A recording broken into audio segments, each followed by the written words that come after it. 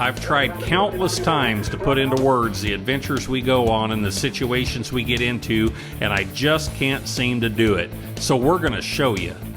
We're an international auction company specializing in all things vintage power, antique tractors, vintage cars and trucks, motorcycles, signs, and memorabilia. We're not just auctioneers, we're collectors with a passion for every item we sell. But it's not just about the items, it's also about the people. We get to experience, share, and tell the history of our past. Every day is different in the auction industry. You just never know what's coming next. This time, we tour an impressive collection in Iowa, work on a Holt jigsaw puzzle in California, and check out a collection that's been sitting for decades in Illinois. Alex is in Iowa, looking at the Dennis Powers collection. Dennis was a longtime collector who is well known and highly respected in the antique tractor hobby. Dennis passed away in November of 2018. His wife Janice has decided to sell some pieces from his collection. Among them are tractor parts, signs, early engines, and large prairie tractors. Alex is here today to bring back some of the smaller items and to make the hauling arrangements for all of the tractors. Key Groshon gives Alex a tour of the tractors. This is the F. As far as we know, all these tractors run. They all have run, and some of them recently, some of them been a while, but all of the tractors have run. He got this one run not too long ago. This is the first tractor he ever bought. Boy, he ran it in '02, so it's been a while, obviously. This Pioneer, this is their extensions for it. This came out of Calgary. I think it came originally out of Reynolds Museum.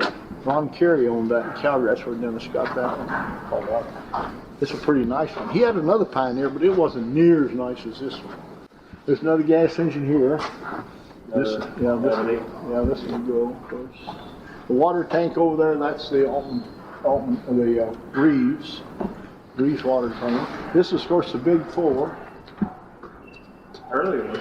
Yeah, it's a Nelson. He's got two Nelsons. I believe there's two of these. These are Iowa engines, sort of. I was gonna say these are pretty hard to find. Yeah, I think there's only. Are there a dozen of these? I don't know. I think there's two of them here. And he had another one, but he sold that before he died. This is a 1225 portable, and there's not very many of these. No. This is a nice original piece. Well, this is another 3060. Oh, this is the one everybody. Everybody wrote their number on it. You see. Yeah. So and then it's got the dates it ran when he ran it. That's pretty neat. It came originally from Harold. Dennis got it from Harold Ottaway, who got it from Danny Rowan up in Comstock, Minnesota. That's where this one came from. This is a little case he bought at the Ertl sale. Oh, is that Ertl? Okay. Yeah, this came from Ertl's sale. It didn't have the brake on it. This was missing. Oh, so he had a guy fabricate a brake, but all the parts should be here to put the brake on it. Oh, this piece came from Madison, South Dakota, just north of Madison, South Dakota. It was at that Prairie Village show for years. Oh. The guy that started that, Joe Hayberger, owned this one. And the thing about it is all original. And it's got the chain hanging off the back. If you look back in here, all the stuff hanging in here. Well, still got the original windows too. Oh yeah. Wow. Well, and the decals on the back. Wow. There's a picture. There was a fella that wrote a book about steam shows back in the 60s. And it's a paperback about this big. And it's got a beautiful painting on it, like a prairie painting scene. I've got a copy of it, but there's a shot of this tractor, probably at that show, and the guy's standing out, and it's shot from like here, and you can see all this stuff hanging. Just exactly like it was in that picture. Wow. Little cleat track. And this is a hard par, 3060 hard par. This one has been converted. It's not hit and miss anymore. I think it's throttle governed, but it's it's run recently. But there's a Pioneer extension. This is a little cleat track. We had that one a long time. Now this one I haven't heard it run, so I don't know about it. But Okay. I think it. I don't think it's stuck. This is a 3060 case. Right. This comes from Carey too. Ron Carey's up there. He bought it up there. This one will be pretty exciting. Well, it should be. There's only 5 of them. Right. Now, and the extension rims are with them. I would say sell that with the extensions because, you know, there's only 5 of them. I doubt there's going to be a side market for them. Right. This is a gas pull. This one, of course, you want to sell the extensions on it too, I think. These just don't look right without an extension. This is the last one of this bunch that ran. He had this up at Albert City, Iowa to show up there, and I always ran it. And in 18, the year he passed away, we brought it back down here from Albert City, and I drove it in here and drained the water. So I'm fairly certain this one runs. There are 2 Altmans. This one and that one. This one has extensions on it. The other set of extensions are up there. He had 3 at one time. One of them came out of Ohio. I thought he got one of these from Eichelman's too. I believe he did. This is his 4065 Twin City. He always thought he really liked this one. He followed this one for years till he got it bought. He always thought this was probably one of the best one of these there was. It's an impressive tractor. I mean, they're built heavy. This came from Al Feldman's sale in Oslo, Minnesota in the 70s, late 70s. And we went and looked at it then, and he decided he didn't want to buy it at that time. He didn't want to spend the money. So a guy up in northwest Iowa bought it, Kurt Stein, and brought it down here, and it was at Albert City for years then. And Dennis watched it for years. A veterinarian out in Pennsylvania bought it from Kurt in the 80s, and then he kept it for years, and then Dennis finally bought it. Got a chance to buy it and bought it.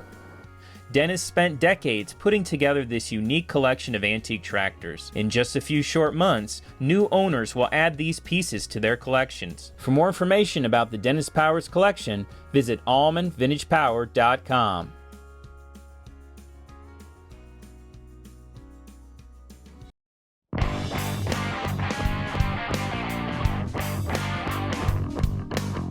The team is in Ripon, California, working on the Baker collection. Irv Baker focused on collecting items built by the Holt Manufacturing Company, which later became the Caterpillar Company. There are Holt parts spread out all over the property, and it's the team's job to find and sort them for the auction. And so here's the flywheel, so that the stuff here in the front, you kind of start packing things. So all that stuff came from the college back there. There's the jugs, and here's the flywheel, and so mostly here, so we would keep all this. Well, you got to start here with that tractor for sure, I would say, because that's where it came from. Yeah. And then there's a brand new set of 75 pads underneath the back of that tractor back there. 45 parts over along the wall.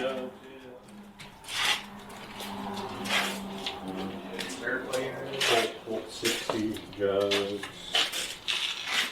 International, but then there's Holt 45 kind of right in here. There's no 75 stuff in here. There's a lot of 75 steering wheel, 75 right here. There's a Stockton 75 seat. It's just endless. I feel for you. What? I thought you were staying out. You act like you're leaving. I've been asked that before. Where you going? Go deflate tires out in the parking lot. Yeah. That way nobody can leave. Once you get here, you're here. Hotel California. Yeah. The amount of Holt parts here is staggering, and the largest collection to ever sell at auction. But in order to sell them, they need to be organized and sorted by model.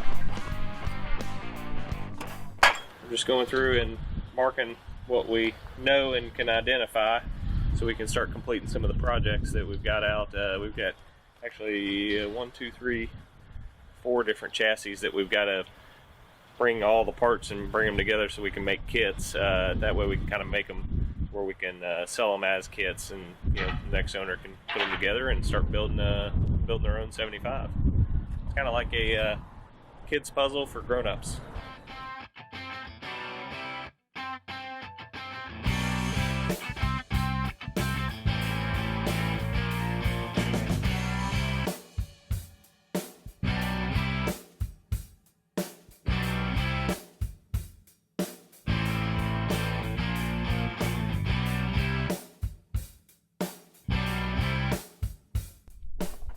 Sorting and identifying the parts is an important step for the seller, and make sure that items will bring top dollar.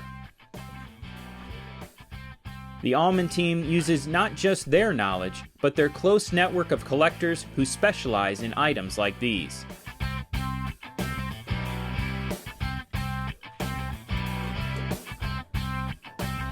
There are two main models here, the Holt 75 and the Holt 45. The Holt 75 was the company's second largest production tractor, behind the short-lived Holt 120, of which few remain. The Bakers do have a few parts for a Holt 120. This frame, radiator, and serial number tag sold for $34,650 US. Aumann Vintage Power sold a Holt 75 earlier this year on their pre-30 auction. It's drizzling rain, and a Holt 75 has just arrived from the West Coast. They can't start the tractor on the trailer, so they'll need to pull it off.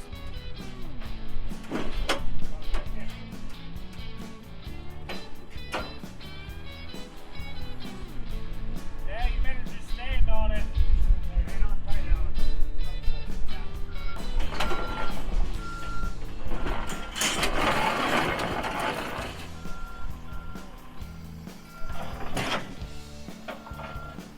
Big crawler tractors like this can be difficult to move with another tractor. Most times it's easier to start them up and drive them into place. But this tractor has sat for several years and probably needs some work. We'll just start it here. Oh, you'll start? Yeah, we'll just start it here and Go ahead and unhook it. yeah, go ahead.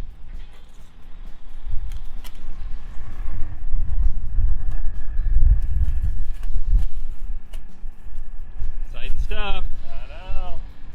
It's like unwrapping a Christmas gift.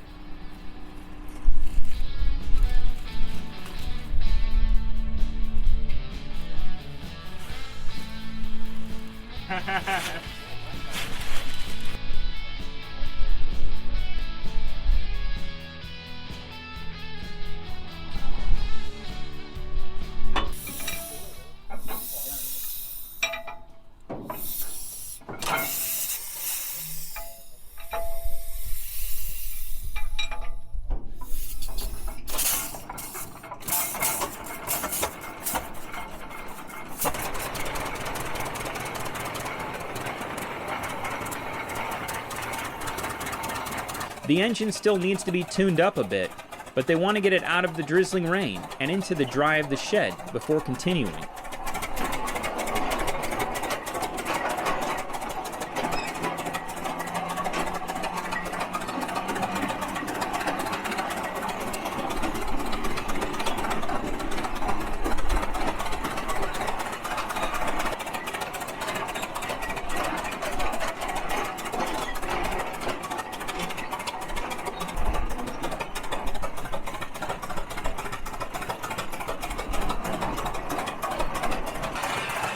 The pre-30 open house is tomorrow, and they'd like to have the tractor tuned and running so the bidders can inspect it.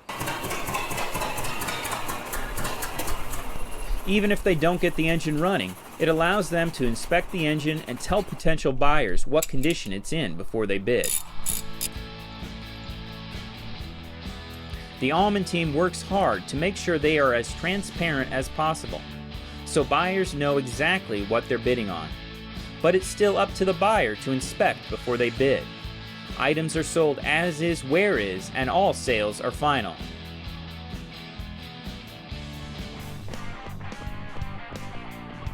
Back in California, the team has spent the last few days moving and sorting all of the Holt parts. They ended up with several Holt 75 and Holt 45 project piles, plus a large selection of Holt parts. They've also found a large selection of Harris engine parts, some of which are new old stock. And see, these are 45s, so we got Harris? We got a few 45s. Harris or Holt? No, that's Harris. See the water outlet on the top of the head? Oh yeah, oh yeah. And their M numbers. So I would say we can pull the pistons or rods out of that box. Okay. Let's do heads, pistons, rods, barrels, and manifold and call it an engine kit. I've got two different sizes of heads. Okay, so you got 45s, yeah. So this is a 45. So these are 25s. So what we should do is let's get barrels and pistons. That one's got a piston in it, so leave that one. Grab those two. We'll have 4 matching barrels.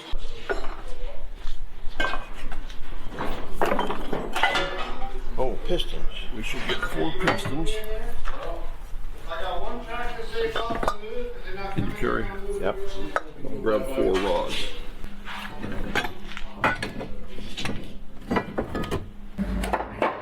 We'll go here. These are 25s.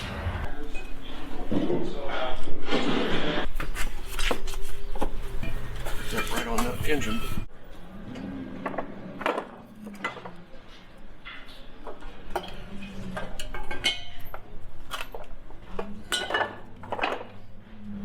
Engine kit. These Harris engines are a 4-cylinder vertical gasoline engine. The engines powered combine harvesters built by the Harris Manufacturing Company of Stockton, California. The harvesters were made of wood and sat on a steel frame with large rear steel wheels and a front single wheel. The first harvesters were horse-drawn and required a team of up to 18 horses. These harvesters were mainly used to combine wheat, and with a team of 18 horses, you could cover 30 to 50 acres per day.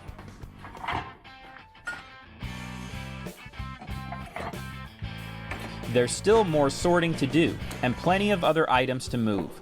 They'll need to keep their pace so they can finish before they leave in 2 days.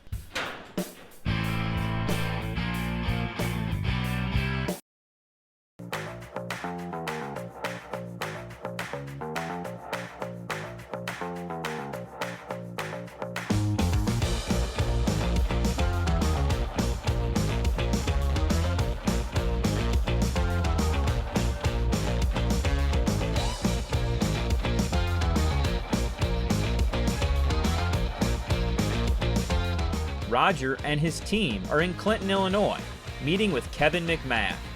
Kevin's selling his father's collection on an upcoming online-only auction. Roger is taking a quick look around before they get to work. Okay, how about these? Are we selling these? No, that one he said you can sell. Okay. There's all them engines under that. The engines over there will sell, so we need to unveil those and get them out and photo those. Okay. Yeah.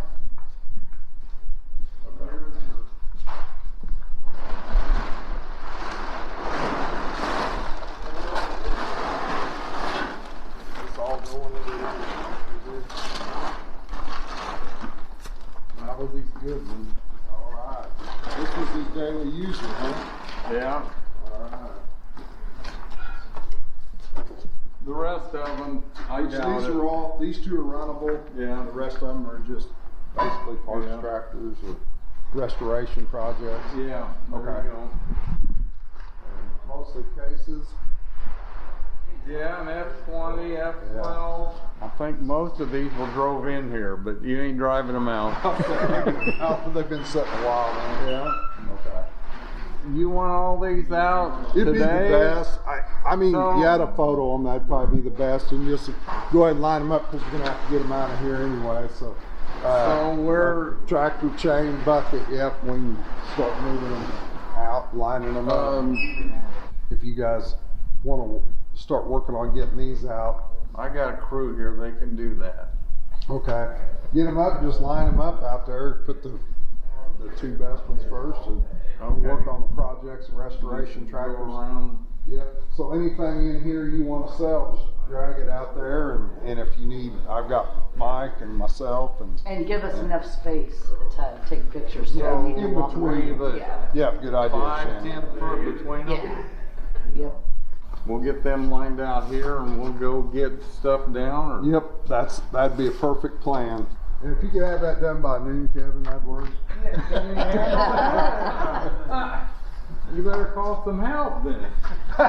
Help! You have to get a new crew, huh? Yeah. Well, I'd like to unveil this, Okay. all these engines on here too, and see what, I mean, I've looked at them, but it's been a while. I haven't looked at anything since I've been here. Just kidding.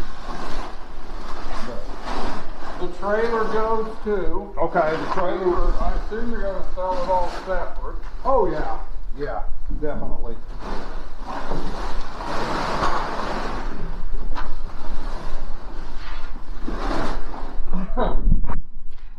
But we'll just leave these in here for now. Yeah, and I do think once we get ready to photo, no, I mean, we could probably photo them on here, but it, Or you want, we could leave them in that yeah, shed. that'd probably be the best, you know, where we get better photos outside the photo of that. Now, were these the ones he paraded most of the time? Some of these? I think so, yeah. He had them all bolted down and took them to the shows. Yeah. Okay. How many total do you remember he had? So we got. No clue. Hey, where you at? If you know how many, you don't have enough. When we come back, Roger's team gets to work.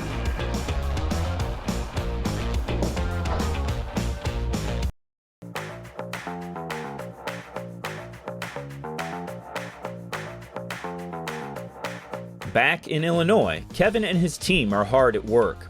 Their first job is to get all of these tractors out of the shed that have been sitting for decades.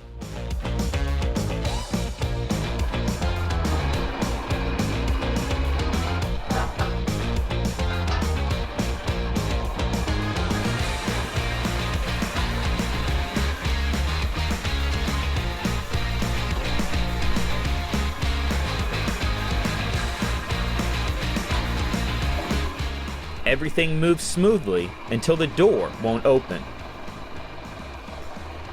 The door has been closed for so long that it's come off its tracks. They need to reattach it before they can get it open.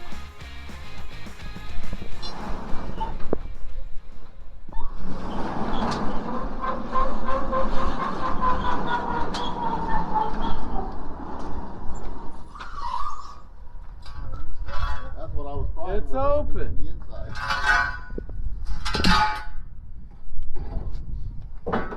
Now, when were these tractors parked in here? About 96 to 98. Okay. And you said that most of them were drove in there? Yeah, probably. They all ran at one time. But long time ago. Yeah.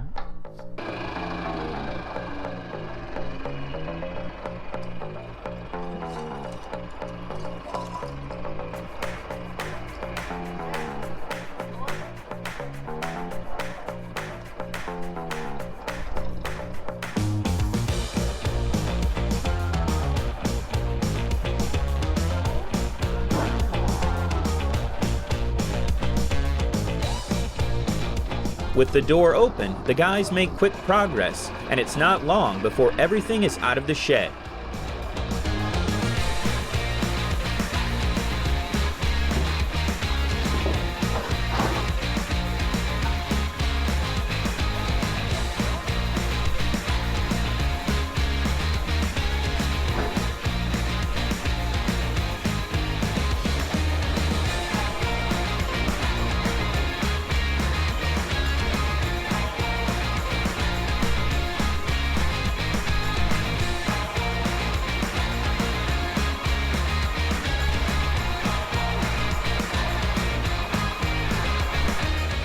Next time, we dig out some dusty tractors in Illinois, head back to Iowa, and take a ride in a brass-era truck.